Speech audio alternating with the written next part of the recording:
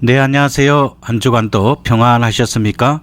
오늘도 수요 성경 공부 성경 총론 제140강 데살로니가 전서 5장 말씀을 통하여서 그리스도의 재림을 기다리는 성도의 삶에 대해서 살펴보겠습니다. 데살로니가 전서 5장은 구속사의 마지막 단계인 그리스도의 재림을 다루고 있습니다. 사도 바울은 재림의 시기에 대한 호기심을 경계하고 그 대신 재림을 소망하는 성도들이 현실 속에서 어떻게 살아야 하는지에 대한 구체적인 지침을 제시합니다. 이는 두 왕국론과 소명론에 근거하여 신앙이 현실 도피가 아닌 성화된 삶으로 이어져야 함을 강조합니다. 첫 번째로 데살로니가 전서 5장 1절에서 11절 말씀에서 종말을 기다리는 성도의 자세, 즉 빛의 자녀로서 깨어 있어야 합니다. 바울은 그리스도의 재림 시기가 밤의 도적같이 임할 것이라는 예수님의 말씀을 상기시키며 그 시기를 아는 것은 불가능함을 확실하게 못 받고 있습니다. 사도 바울은 재림을 준비하지 못한 자에게 임할 심판에 대해서 말하고 있습니다.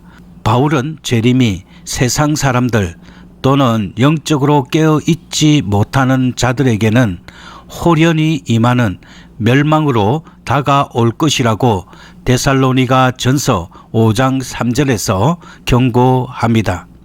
이들은 평안하다, 안전하다고 말하며 방심할 때 재앙을 맞이하게 될 것입니다. 그리고 성도들에게는 갑자기 임하지 않는 재림이 될 것이라고 말합니다. 바울은 성도들에게 그날이 밤의 도덕같이 임하지 않는다고 데살로니가 전서 5장 4절에서 선언하고 있습니다. 왜냐하면 성도는 빛의 아들들이며 낮의 아들들이기 때문입니다.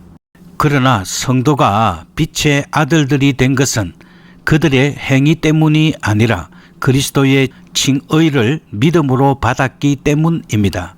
따라서 성도의 깨어 있음은 행위로 구원을 얻으려는 노력이 아니라 받은 은혜에 감사하여 죄와 잠에 빠지지 않도록 성령의 능력을 의지하는 것입니다. 따라서 성도는 소망 중에 인내로 그리스도의 재림을 기다려야 합니다.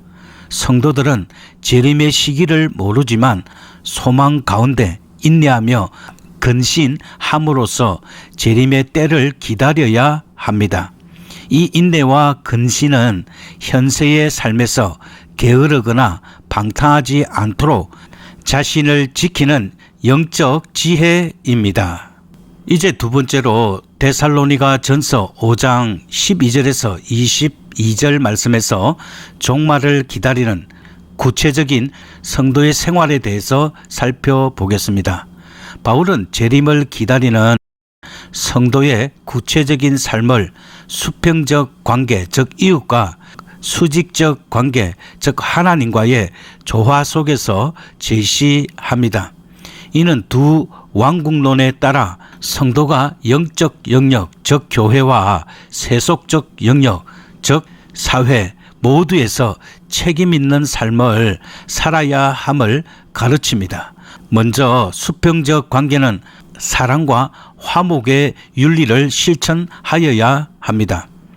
그리고 성도들은 영적 지도자들의 수고를 인정하고 사랑 안에서 존경해야 합니다.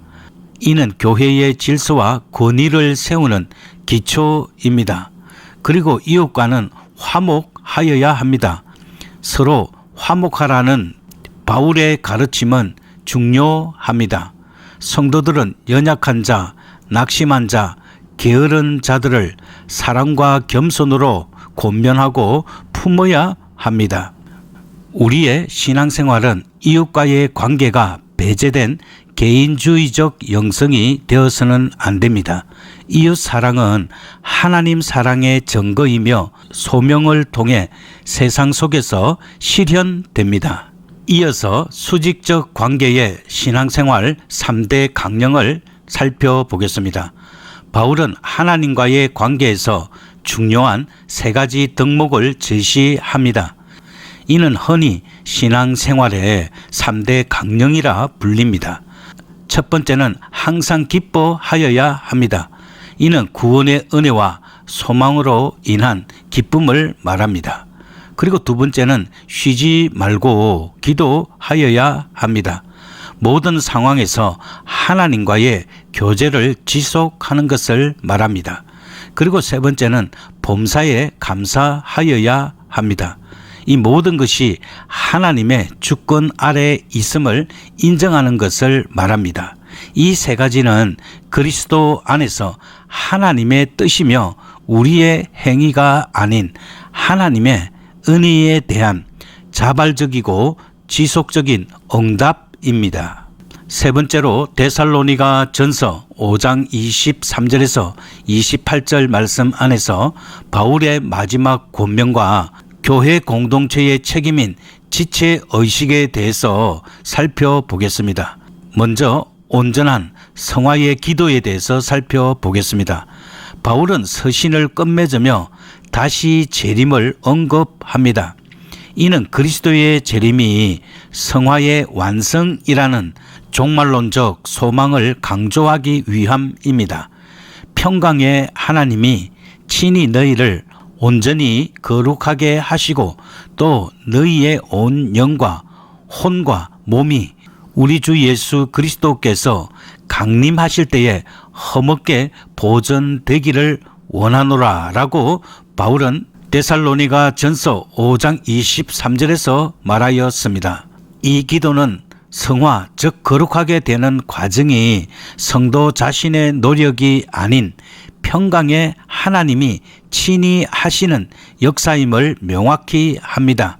이는 성도의 견인이 하나님의 주권과 능력에 의존한다는 루터교 신앙의 확신을 뒷받침합니다. 성도는 이 하나님의 역사에 순종하며 따를 뿐입니다. 그리고 이어서 지체의식과 기도의 부탁을 살펴보겠습니다. 바울은 우리를 위하여 기도하라고 부탁했습니다. 이는 비록 사도이지만 일반 성도들과 지체의식, 즉 공동체의식을 공유하려는 겸손한 태도입니다. 성도는 직접 사역에 헌신하지 못하더라도 복음 사역을 위해 헌신하는 이들을 중보기도함으로써 그들의 사역에 동참하고 돕는 공동체의 책임을 수행해야 합니다. 바울이 이 서신을 모든 형제에게 읽어주라고 명한 것은 그의 가르침이 특정 집단이 아닌 교회 전체의 신앙적인 각성과 통일된 교훈을 위함이었습니다. 결론적으로 데살로니가 전서 5장은 종말을 기다리는 성도는 현실 도피자가 아니라 하나님의 말씀 안에서 깨어 근신하며 이웃 사랑과 직업적 권면을 통해 거룩한 삶을 살아가는 자임을 강력하게 가르칩니다. 영적으로 준비된 성도에게 종말은 모든 것의 끝이 아닌 새로운 세상으로 들어가는 영광스러운 출발이 됩니다. 이제 네 번째로 데살로니가 교회에 대해서 살펴보겠습니다.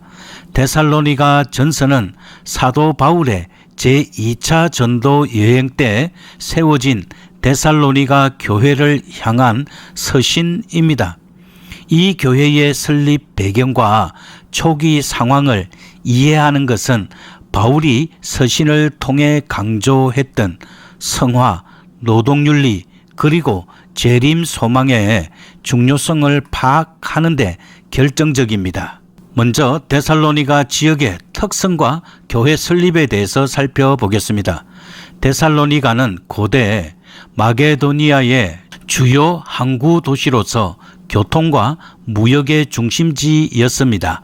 사도행전 17장에 기록된 것처럼 사도 바울은 실라, 디모데와 함께 이곳에 방문하여 유대인의 회당에서 복음을 전했습니다. 설교 결과 경건한 헬라인의 큰 무리와 적지 않은 귀부인들, 즉 상류층 여성들이 권면을 받고 그리스도인이 되었습니다. 이처럼 초기 교인들의 다수가 유대인이 아닌 이방인 개종자였다는 점은 교회의 특징에 큰 영향을 미쳤습니다.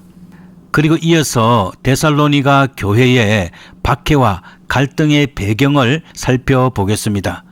바울을 따르는 이방인과 귀부인들이 늘어나면서 기존 유대인의 회당의 지위와 영향력이 위협받기 시작했습니다. 이에 유대인들은 장터의 폭도들을 동원하여 소요를 일으키고 교인들의 지도자들을 가이사 황제의 명령을 거역하는 자들이라고 고발하여 극심한 박해를 조장했습니다. 이 박해로 인해 바울은 데살로니가에 오래 머물지 못하고 급히 피신해야 했습니다. 그리고 데살로니가 교회의 초기 상황과 문제점은 다음과 같습니다.